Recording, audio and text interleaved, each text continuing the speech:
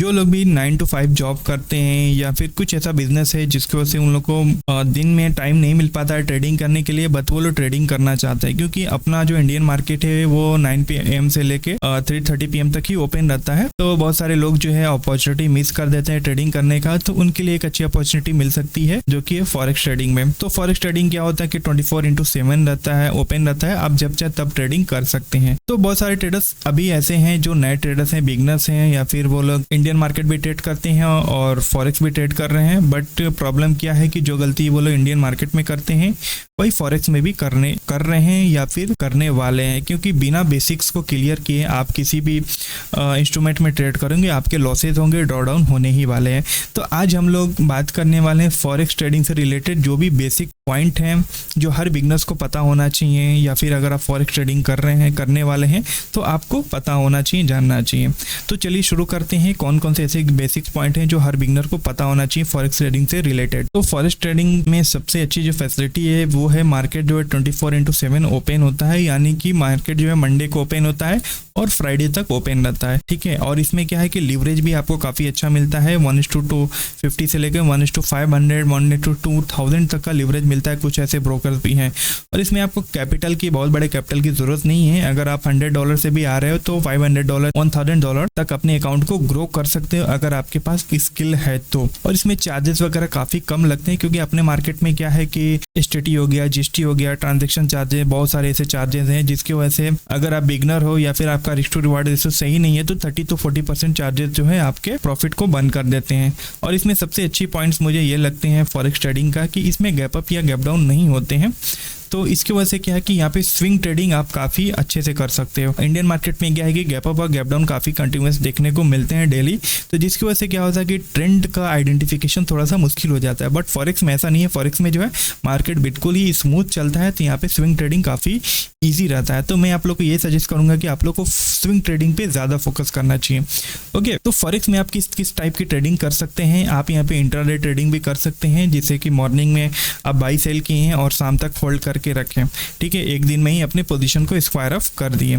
Okay, उसके बाद आता है स्विंग ट्रेडिंग। आप एक दिन से लेके एक वीक, एक मंथ तक अपने पोजीशन को होल्ड कर सकते हैं। पोजिशनल ट्रेडर जो एक वीक से लेके अपना महीनों और सालों तक अपने पोजीशन को होल्ड करते हैं। लास्ट जो है सबके फेवरेट वो है स्कैल्पर। यहाँ पे कुछ सेकंड से लेके कुछ मिनट में अपने ट्रेड को एग्जीक्यूट किया, प्रॉफिट बुक कर लिया, तो स्कैल्पर।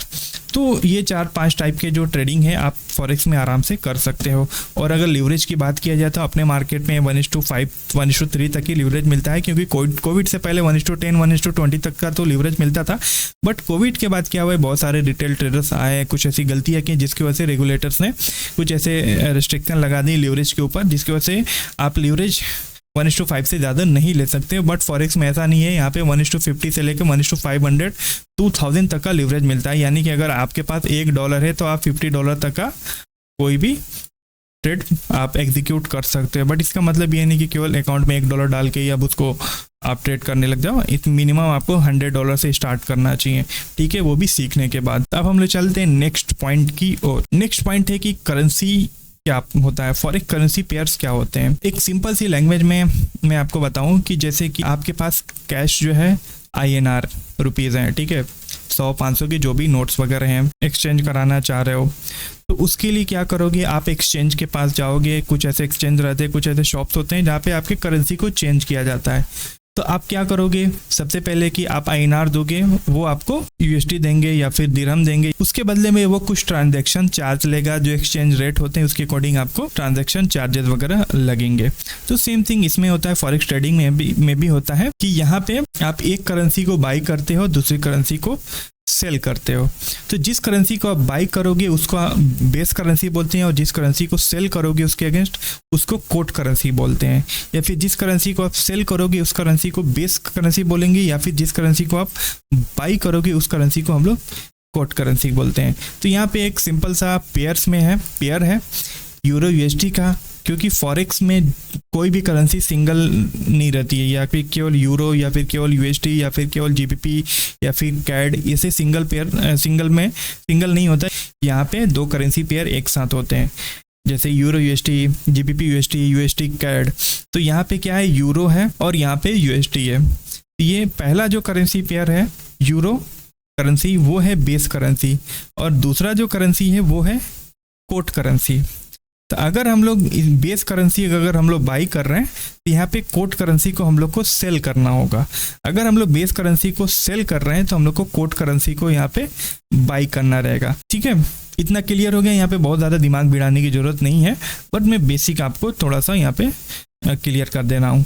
तो यहाँ पे अगर आप 1 यूरो आपको बाई करना है तो उसके बदले आपको इतना 1.06560 USD पे करना होगा।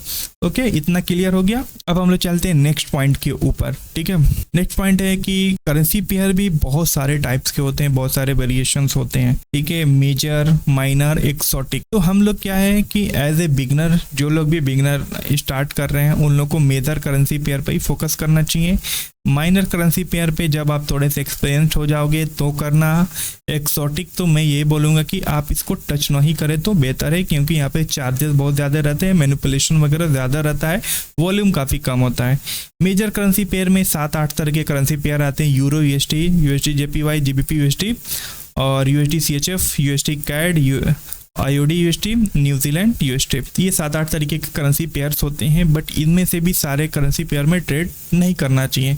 इसमें से 2 मेरे फेवरेट करेंसी पेयर है जो मैं ट्रेड करता हूँ, यूरो USD और GBP USD। तो ये 2 करेंसी पेयर हैं जो वॉल्यूम काफ़ी अच्छा रहता है, चार्जेस भी कम रहते हैं और स्प्रेड वगैरह भी काफ़ी लो रहता है। तो मेजर जो करेंसी पेयर्स होते हैं उसमें लिक्विडिटी काफ़ी अच्छी खासी रहती है, वॉल्यूम भी काफ़ी अच्छा रहता है, स्प्रेड भी काफ़ी कम रहता है और ब्रोकर जो है अपना कमीशन भी काफ़ी कम लेता है। बट माइनर में क्या है कि ये चीज़ें थोड़ी थोड़ी धीरे धीरे बढ़ने चालू हो जाती हैं। ब्रोकरेज थोड़ा सा ज़्यादा आपका लगेगा, स्प्रेड भी थोड़ा ज़्यादा रहेगा। बट एक्सोटिक में काफ़ी ज़्यादा डिफरेंस होता है। यहाँ पे स्प्रेड काफ़ी हाई रहेगा। आप जिस प्राइस पे बाई करना चाहोगे उस प्राइस से काफ़ी ऊपर जाके बाई होगा, जिस प्राइस पे आप सेल करना चाहोगे उस प्राइस से काफ़ी नीचे जाके सेल होगा। तो ये एक बहुत बड़ा ड्रॉ डाउन होता है जिसको हम लोग स्प्रेड बोलते हैं, और यहाँ पे लिक्विडिटी भी काफ़ी कम रहता है। तो बेहतर है कि आप मेजर करेंसी पेयर पर ही फोकस करें। यूरो USD और GBP USD ये 2 करेंसी पेयर है जहाँ पे वॉल्यूम काफ़ी अच्छा होता है शाम के वक्त। ओके, अब हम लोग चलते हैं नेक्स्ट पॉइंट की ओर। इसमें क्या होता है, जैसे बैंक निफ्टी में लॉट साइजेस होते हैं। जैसे बैंक निफ्टी का 1 लॉट होता है, 15 क्वांटिटी होती है। निफ्टी का 1 लॉट होता है जिसमें 50 क्वांटिटी होती है, या फिर फिन निफ्टी का 1 लॉट होता है जिसमें 40 क्वांटिटी होती है। उसी तरीके से इसमें लॉट साइजेस के नाम है, standard lot, mini lot, micro lot, nano lot. तो नैनो लॉट जो है बहुत सारे ट्रेडर्स जो है अलाउ नहीं करते हैं, वहाँ पे ये नैनो लॉट बाई और सेल करना अलाउ नहीं रहता है। बट स्टैंडर्ड, मिनी और माइक्रो लॉट आप यहाँ पे बाई कर सकते हैं। तो एक स्टैंडर्ड लॉट में क्या होता है कि आपका 1 लाख यूनिट्स होते हैं। ठीक है, जैसे कि बैंक निफ्टी की 1 लॉट में 15 क्वांटिटी होती है, उसी तरह की एक स्टैंडर्ड लॉट में 1 लाख क्वांटिटी होती हैं। ठीक है, अगर आपको ऑर्डर पंच करना है अपने ब्रोकर टर्मिनल पे MT4 MT5 में, तो आपको टाइप करना रहेगा केवल 1। तो ये चीज़ ध्यान दे रहे, स्टैंडर्ड लॉट वही लोग ट्रेड करते हैं जो काफ़ी प्रोफेशनल है, जिनका अकाउंट साइज काफ़ी बड़ा है। ठीक है, तो अगर ये 1 पॉइंट भी मूव कर रहा है तो फॉरेक्स में क्या होता है ना, पॉइंट्स को हम लोग पिप्स में कैलकुलेट करते हैं। तो अगर ये 1 पॉइंट भी मूव करता है, अगर आप स्टैंडर्ड लॉट लेते हो, 1 पॉइंट भी मूव करता है तो $10 का मोमेंटम होगा, या तो आपके फेवर में या तो अगेंस्ट। जिधर भी अगर आपका फेवर में अगर ये मोमेंटम कर रहा है तो 10 पॉइंट जो है आपके पॉजिटिव में रहेगा डॉलर जो है, और अगर आपके अगेंस्ट ये मूव कर रहा है वो एक पॉइंट यानी 1 पिप, तो आपका $10 जो है निगेटिव रहेगा। दूसरा आता है मिनी लॉट। तो ये जो लॉट साइज़ है वो एवरेज ट्रेडर कोई भी कर सकता है, बट बिगनर्स तो बिल्कुल भी टच मत करिएगा अभी।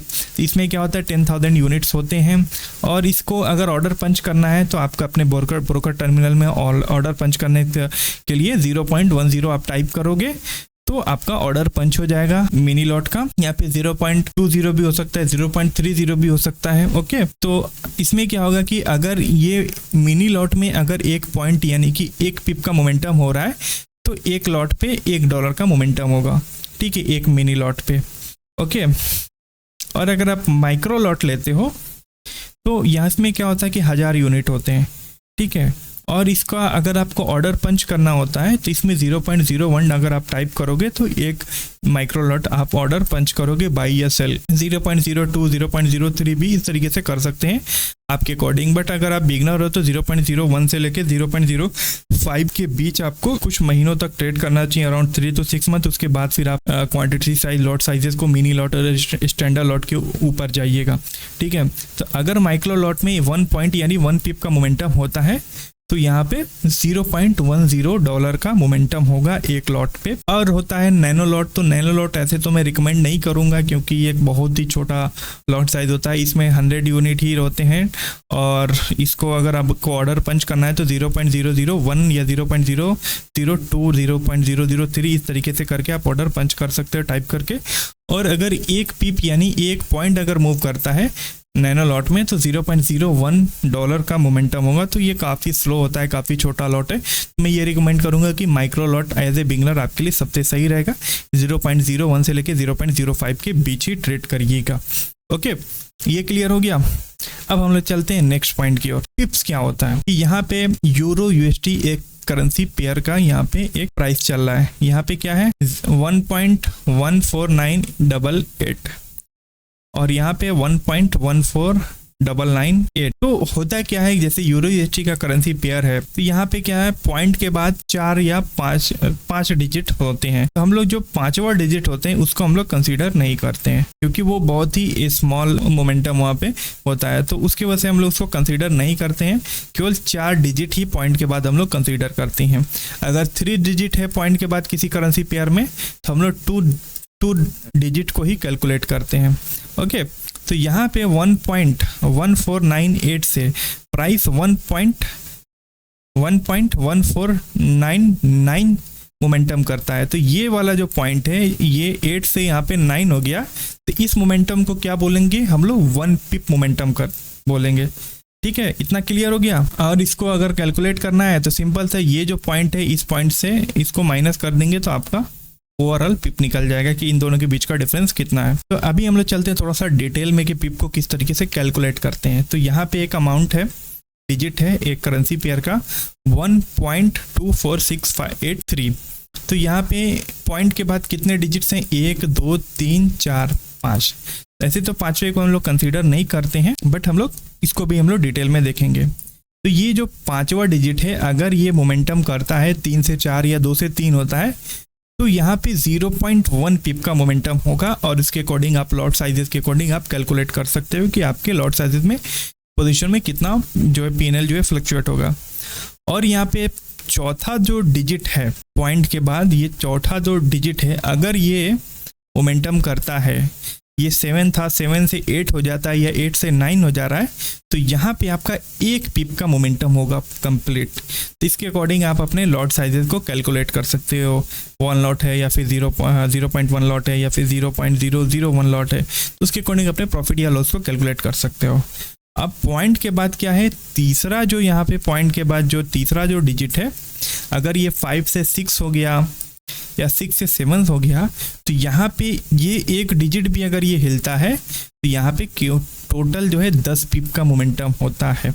ठीक है, ये क्लियर हो गया। अब इसके बाद क्या हुआ कि ये जो दूसरा डिजिट है पॉइंट के बाद वाला अगर ये 3 से 4 हो गया या 4 से 5 हो गया 5 से 6 हो गया, अगर ये एक डिजिट हिलता है पॉजिटिव में या निगेटिव में तो वहाँ पे 100 पिप का मोमेंटम पॉजिटिव या निगेटिव में होगा। अगर ये ऊपर की ओर जाता है 4 से 5 हो जाता है तो यहाँ पे 100 पिप का मोमेंटम माना जाएगा। और 4 से 3 हो जाता है तो यहाँ पे 100 पिप का मोमेंटम निगेटिव में माना जाएगा। तो इसके बाद आता है ये पहला डिजिट पॉइंट के बाद वाला, अगर ये एक बार भी मोमेंटम करता है तो यहाँ पे 1000 पिप का मोमेंटम होगा। बट ये बहुत ही रेयर होता है ये डिजिट का मोमेंटम करना है और ये डिजिट भी काफ़ी कम मोमेंटम होता है। मोस्टली जो है ये दोनों डिजिट पे ज़्यादा फोकस किया जाता है इंट्राडे में। बट अगर आप स्विंग ट्रेडिंग कर रहे हैं तो ये 3 डिजिट को लेके चल सकते हो। और ये जो पहला जो डिजिट है ये बहुत ही मोस्टली रेयर है कि कभी ऐसा होता है, बहुत कम होता है। ठीक है, कुछ बड़ा न्यूज़ इम्पैक्ट आ गया तो शायद कभी होता है। तो मोस्टली फोकस करना चाहिए ये जो 3 डिजिट हैं पॉइंट के बाद दूसरा तीसरा चौथा, 5वें को हम लोग कंसीडर नहीं करते हैं। ठीक है, तो कुछ एग्जांपल्स हम लोग देख लेते हैं। तो यहाँ पे एक डिजिट है करेंसी का 1.2468, ठीक है। ये 3 को हम लोग कंसीडर नहीं करेंगे क्योंकि ये 5वां नंबर है, तो केवल 4 डिजिट को ही हम लोग कंसीडर करेंगे। तो ये 1.2468 से 1.2469 हो गया, तो यहाँ 8 से 9 हो गया। इसका मतलब क्या हुआ कि 1 पिप का मोमेंटम हुआ ओवरऑल, ठीक है। दूसरा एग्जांपल क्या है, 1.2468 से ये 1.2478 हो गया, तो ये 68 से 78 हो गया। तो इसका मतलब क्या है कि ओवरऑल यहाँ पे 10 पिप का मोमेंटम हुआ। तो आई होप कि ये चीज़ें आपकी क्लियर होती होंगी, ठीक है। तो 2-3 बार आप देखोगे तो आप समझ जाओगे। और यहाँ पे जो लास्ट एग्जांपल है 1.468 से 1.568 हो गया, यानी कि ये तीनों डिजिट जो है, ये तीसरा जो डिजिट था पॉइंट के बाद जो दूसरा डिजिट था, ये मोमेंटम किया। तो ये अगर मोमेंटम कर रहा है तो इसका मतलब ओवरऑल जो है 100 पिप का मोमेंटम होने वाला है। अगर ये 468 से 568 हो गया तो 100 पॉजिटिव में 100 पाई का मोमेंटम हुआ। अगर ये 468 से 368 हो गया तो ये माइनस में आपका कंसीडर होगा, ठीक है। उसके अकॉर्डिंग आप लॉट साइजेस के अकॉर्डिंग आप इसको कैलकुलेट कर सकते हो। तो आई होप आपका क्लियर हो गया होगा कि पिप को किस तरीके से कैलकुलेट करते हैं, कि कौन सा डिजिट हिलेगा तो 1 पिप का मोमेंटम होगा, कौन सा डिजिट हिलेगा तो 10 पिप का मोमेंटम होगा, कौन सा डिजिट हिलेगा तो 100 पिप का मोमेंटम होगा, और कौन सा डिजिट हिलेगा तो 1000 पिप का मोमेंटम हो गया। इतना क्लियर हो गया। पिप मतलब पॉइंट, आप क्या इसको समझ के चल सकते हैं। अब हम चलते हैं नेक्स्ट पॉइंट की ओर। स्प्रेड क्या होता है, तो स्प्रेड जो है आपका काफ़ी इंपॉर्टेंट रोल अदा करता है अगर आप फॉरेक्स में ट्रेड कर रहे हो तो स्प्रेड अगर मैं थोड़ा सा एक थंब रूल के अकॉर्डिंग अगर मैं बात करूँ कि जैसे ये एक प्राइस है, ठीक है, ये लाइन है, एक प्राइस है, मान ली जो भी प्राइस है, यहाँ पे अगर आप बाई कर रहे हो फॉरेक्स में, या फिर फॉरेक्स में ही अगर आप यहाँ पे ये पॉइंट पे ये प्राइस पे अगर बाई कर रहे हो, तो ये क्या होगा कि यहाँ से कुछ पॉइंट्स ऊपर जाकर प्राइस जो है एग्जीक्यूट होगा आपका ऑर्डर। तो ये जो लाइन था, ये छोटी लाइन और ये लाइन के बीच का जो डिफरेंस है उसको हम लोग स्प्रेड बोलते हैं। अगर ये जो लाइन है, अगर यहाँ पे आप सेल करने वाले हो तो प्राइस एग्जैक्ट इसी प्राइस पे सेल नहीं होगा, इस प्राइस से थोड़ा सा नीचे जाके सेल होगा। तो इन दोनों लाइन के बीच का जो डिफरेंस है वो स्प्रेड कहलाता है। और ये डिपेंड करता है कि आप मेजर करेंसी पेयर में ट्रेड कर रहे हो, माइनर करेंसी पेयर में ट्रेड कर रहे हो, या फिर एग्जॉटिक करेंसी पेयर में। माइनर करेंसी पेयर में ये डिफरेंस थोड़ा सा बहुत कम रहेगा, मेजर करेंसी पेयर में ये डिफरेंस काफ़ी कम रहेगा, माइनर में थोड़ा सा ज़्यादा रहेगा, एग्जॉटिक में बहुत ही ज़्यादा रहेगा। तो इससे क्या होगा कि आपके ओवरऑल कॉस्टिंग पे बहुत ज़्यादा इम्पैक्ट पड़ने वाला है, ठीक है। तो बेहतर ये रहेगा कि मेजर करेंसी पेयर में ट्रेड करें जिसमें लिक्विडिटी ज़्यादा हो, जैसे कि यूरो USD GBP वेस्ट। तो यहाँ पे किस तरीके से स्प्रेड निकालते हैं, सिंपल सा है, यहाँ पे 1.13398 है। तो यहाँ पॉइंट के बाद हम लोग 4 ही डिजिट लेते हैं, यह चीज़ आपका क्लियर हो गया होगा। तो यहाँ पे 1.1340 है, ठीक है। तो ठीक है, तो अभी क्या करेंगे हम लोग, इन दोनों को हम लोग माइनस कर देंगे। तो क्या निकल के आ जाएगा यहाँ पे, इन दोनों पॉइंट्स को हम लोग ये दोनों डिजिट्स को हम लोग माइनस करते हैं। तो यहाँ पे हम लोग का 0.6 पिप का जो है स्प्रेड निकल के आ गया, ठीक है। तो अगर हम लोग बाई कुछ कर रहे हैं तो आपका 0.6 पिप का डिफरेंस होगा, जिस लेवल पे बाई करना चाह रहे हैं और जिस लेवल पे एग्जीक्यूट हो रहा है वो आपका एज ए कॉस्टिंग जाने वाला है, ठीक है। इतना क्लियर हो गया। इस पे और भी मैं डिटेल में वीडियो बनाऊंगा। पहले क्या है कि इतना समझिए कि स्प्रेड होता क्या है, ठीक है। इतना क्लियर हो गया।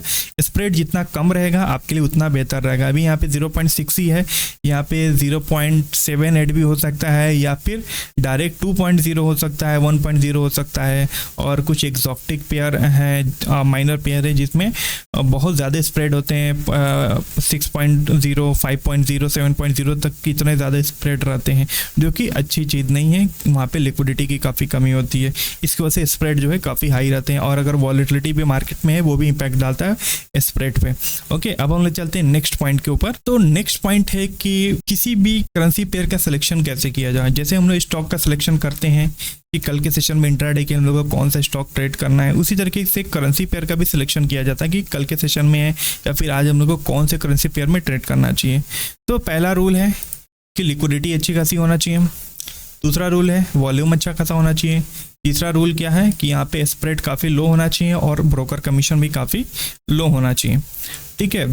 तो ये सारी जो खासियत है वो कौन से करेंसी पेयर्स में पाई जाती है, वो मेजर करेंसी पेयर्स जो भी होते हैं उनमें ये तीनों खासियत पाई जाती है। और उनमें से भी 2-3 करेंसी पेयर हैं जैसे कि यूरो यूएसडी और जीबीपी यूएसडी, इन 2 करेंसी पेयर्स में ये खासियत पाई जाती है।